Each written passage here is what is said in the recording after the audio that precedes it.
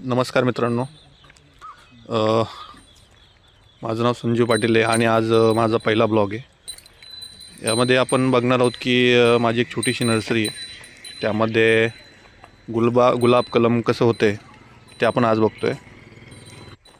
तुम्ही बघू शकता की एक जंगली काडी असते, ते आपण एक छोट्या मायक्रो बॅगमध्ये त्याला लावतो। त्यानंतर एक 30 दिवसानंतर त्याला एक मुळ्या येऊन नंतर त्यांना थोडा पाला फुटतो आणि एक 45 दिवसात आपण ते कलम करतो आणि त्यानंतर एक गुलाबाचा डोळा जो असतो तो अशा प्रकारे भरला जातो।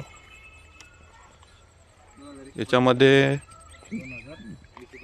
आपण वेगवेगळ्या व्हरायटीचेच गुलाब आपण त्याच्यामध्ये डोळे भरू शकतो,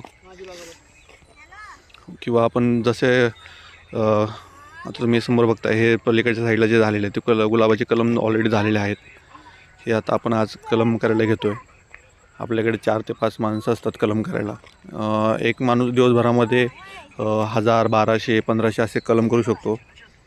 तर एका कलमाचे जर साधारण रेट जर बघितला तर 1 रुपये, 1.5 रुपये, 80 पैसे। जसं या कटींमध्ये पण एक काट्याची आणि एक बिना काट्याची कटीन असते, त्याच्यामध्ये थोडासा रेट थोडा डिफरन्स होतो। तर नर्सरीची थोडीशी माहिती अजून बघण्याकरता या चॅनलला सबस्क्राईब करा, लाईक करा, शेअर करा आणि अशाच व्हिडिओ पाहण्यासाठी मला फॉलो नक्की करा। तुमचा संजीव पाटील।